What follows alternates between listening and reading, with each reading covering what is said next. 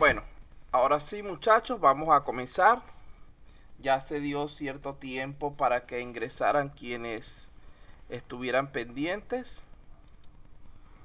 Tenemos ¿cuánto? 16 personas. Bueno, aún no he pasado a limpio su lista de estudiantes, pero creo que este grupo es un poco más pequeño que el anterior. El anterior tenía unas 20 personas, 20 y tantas. Así que el hecho de que hayan 16 me parece que ya estamos más o menos completos.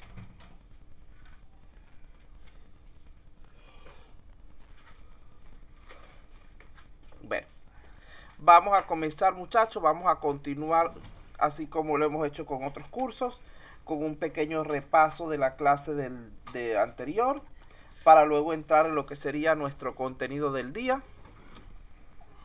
Iniciamos entonces en este momento. En primer lugar, tenemos que hablar del ciclo de vida de desarrollo del software. Ya lo habíamos definido en la clase anterior, pero vamos a revisarlos nuevamente. ¿Qué es el ciclo de vida de desarrollo del software? No es más que un conjunto de fases por las que pasa un sistema que se está desarrollando desde que nace la idea inicial hasta que el software es retirado o reemplazado, es decir, hasta que muere. A esto muchas veces se le denomina también como paradigma. El ciclo de vida del software podemos decir que pasa por etapas similares a las que pasa el ser humano. Recuerden que, como dijimos hace un momento, hay una concepción de una idea inicial, es decir, el momento que detectamos una necesidad que queremos resolver, pasa por un periodo de desarrollo y de gestación y desarrollo, es decir, cuando estamos convirtiendo esa idea en información válida para su uso, para su posterior solución del problema que estamos planteando. Es así como cuando nosotros somos bebés, empezamos a caminar, a gatear, entramos a la escuela, nos graduamos, etc. Y posteriormente va pasando por un periodo de puesta en marcha, es decir, su nacimiento, su posterior mantenimiento, es decir, el crecimiento y los cambios que esto implica, hasta su retirada final, es decir, hasta su muerte.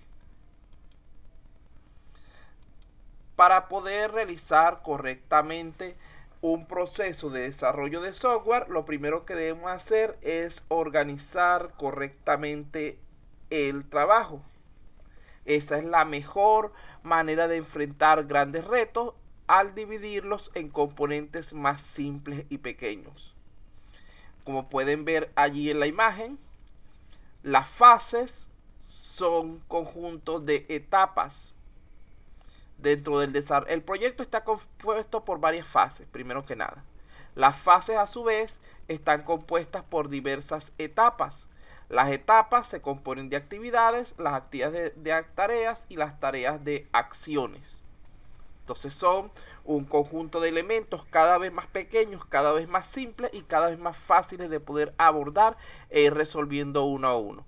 Cuando ya, por ejemplo, cumplimos todas las acciones correspondientes a una tarea, ya esa tarea queda resuelta. Cuando cumplimos todas las tareas correspondientes a una actividad, hemos culminado dicha actividad. Cuando hemos realizado todas las actividades de una etapa, ya esa etapa está completada. Cuando hemos realizado todas las etapas de una fase, ya la damos como fase terminada. Y finalmente, cuando realizamos todas las fases de nuestro proyecto, el proyecto llega a su culminación. Es decir, decimos que ya está completo. Estas agrupaciones temporales deben recordar que implican el establecimiento de una serie de requerimientos de tipo temporal, así como la asignación de recursos humanos, financieros, materiales, etcétera.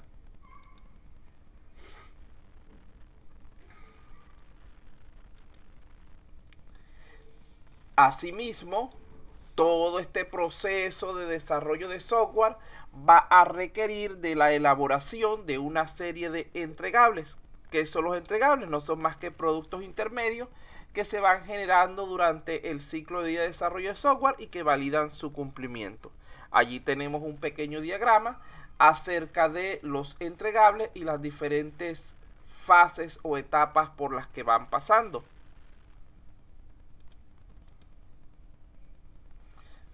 Recordando que los entregables pueden ser de tipo material o inmaterial. En el caso de desarrollo de software pueden ser desde formatos y diagramas, que sería la parte material, hasta módulos construidos, que ya serían elementos de tipo inmaterial. Los entregables van a permitirnos evaluar la marcha del proyecto mediante comprobaciones de su adecuación o no a los requisitos funcionales y otras condiciones preestablecidas. El ciclo de vida de desarrollo de software es entonces una secuencia estructurada y bien definida de fases que aplican la ingeniería de software usada para desarrollar un producto deseado. En este caso, una aplicación o programa. ¿Cuáles son las actividades del ciclo de vida de desarrollo del software? Posee una serie de pasos a seguir con la finalidad de diseñar y desarrollar un producto de calidad. Estos pasos pueden incluir, entre otros, lo que es la comunicación, donde el usuario inicia la petición del producto de software determinado, contactando al desarrollador e intentando negociar las condiciones. Aquí va a presentarse lo que es una solicitud de servicio por escrito. Recordemos que todo lo que hagamos debería ser por escrito a fin de dejar evidencia que pueda ser útil en caso de cualquier conflicto posterior. En segundo lugar, tenemos la recolección de los requerimientos. El equipo de desarrollo se reúne con los interesados, es decir, con el cliente y los usuarios, recordando que usuario no necesariamente es el mismo cliente, mientras que nuestro cliente puede ser el dueño de una empresa, el usuario puede ser el empleado de esa empresa que se va a encargar de operar el sistema.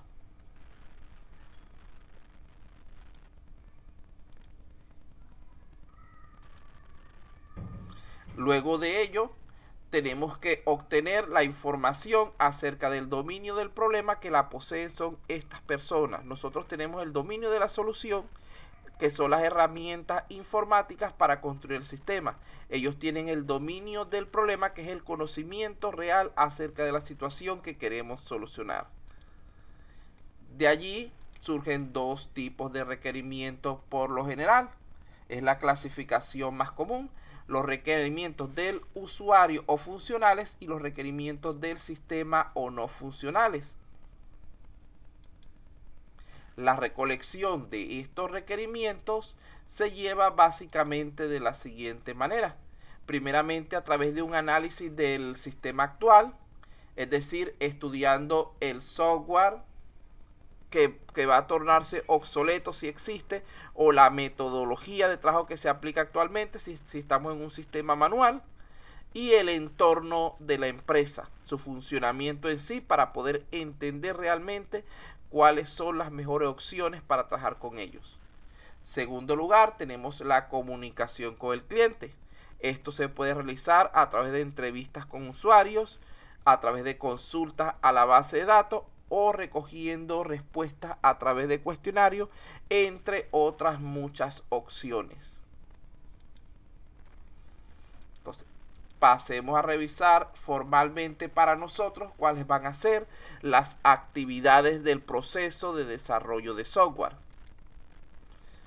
Hay 5 actividades básicas que se realizan al desarrollar cualquier proyecto de software. Estas actividades son comunicación, planeación, modelado, construcción y despliegue, siendo muy importante el escoger un mapa o modelo adecuado que defina el camino a seguir y que establezca las prioridades de las actividades a ejecutar para el cumplimiento de los objetivos en el tiempo previsto. La ingeniería de sistemas ofrece varios modelos que pueden ser utilizados, pero todos se basan en esas 5 actividades básicas que acabamos de nombrar. Vamos a hablar un poco acerca de cada una de ellas. En primer lugar, tenemos lo que es la comunicación.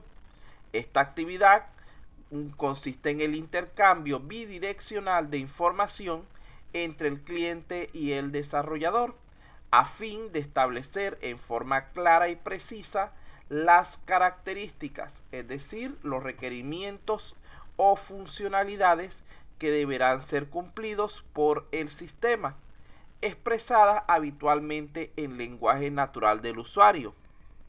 Aquí vale la pena resaltar que el lenguaje natural del usuario es por lo general el lenguaje técnico utilizado en el negocio, es decir, en el dominio del problema, lo cual puede llegar a representar una dificultad para nosotros, especialmente cuando son en campos muy especializados.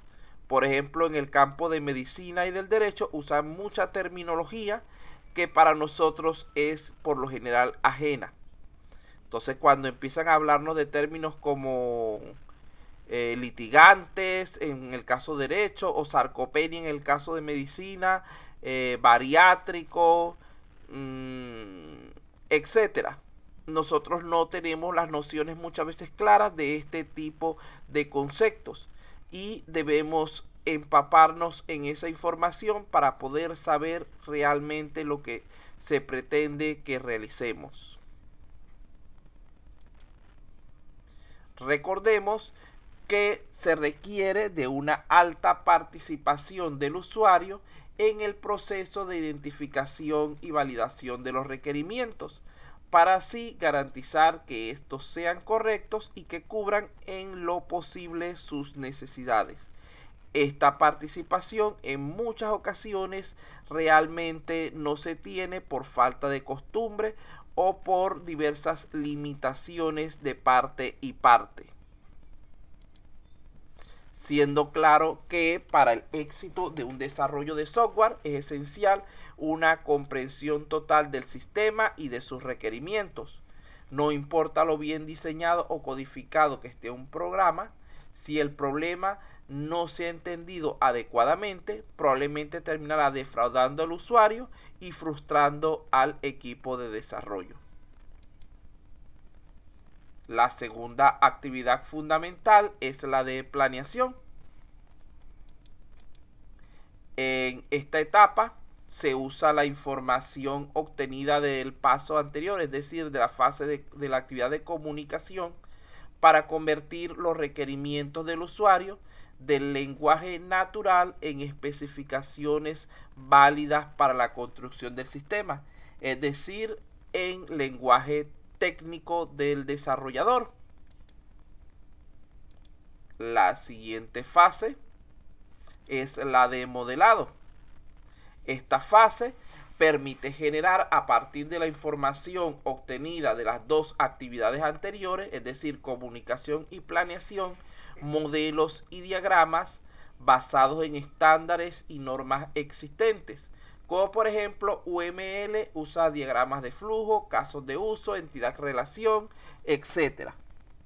Como pueden ver hasta el momento, lo que se va haciendo en cada una de estas actividades es ir cambiando de lenguaje la información, porque los contenidos, los datos, la información que originalmente tenía nuestro usuario en lenguaje natural son pasados, son recopilados en la etapa de comunicación y luego en la de planeación son convertidos a un lenguaje técnico. Posteriormente, esa información en lenguaje técnico generada por el equipo de desarrollo es procesada nuevamente y convertida a lenguaje gráfico en esta etapa de modelado. Y cuando pasamos a la siguiente etapa, si se fijan, esos contenidos almacenados en lenguaje gráfico, es decir, esos diagramas, son convertidos a lenguaje de programación para generar el código fuente de nuestro sistema. Para codificar dicho programa, se puede utilizar cualquier lenguaje de programación que consideremos adecuado y que dominemos suficientemente, para así generar inicialmente prototipos y finalmente la versión definitiva de nuestra aplicación. Es aquí también en esta actividad de construcción donde el cliente comienza a hacer las primeras pruebas del sistema. Por último, de las 5 actividades, y no por ello la menos importante, tenemos la de despliegue.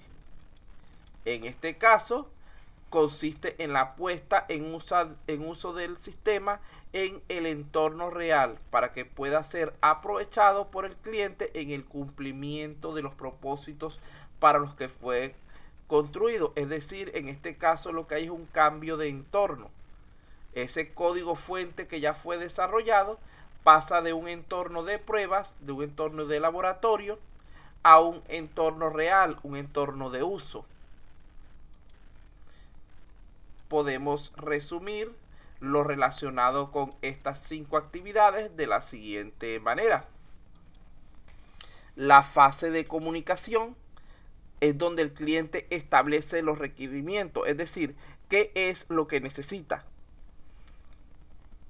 En la fase de planeación, el equipo de desarrollo genera las especificaciones, es decir, qué hará el sistema.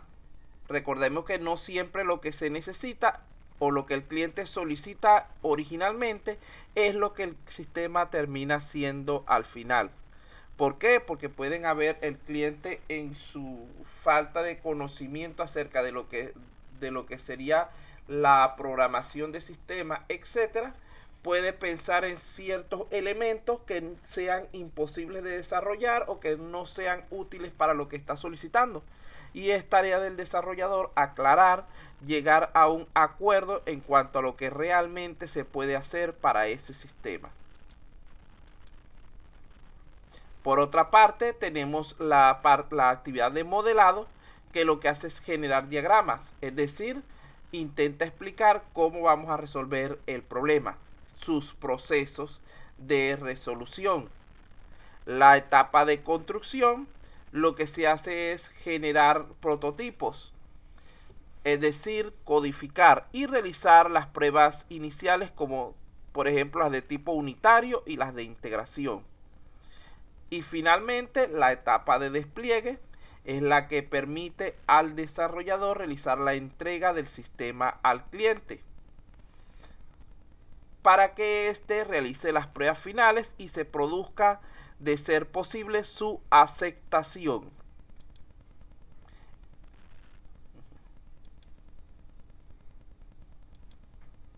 Bueno.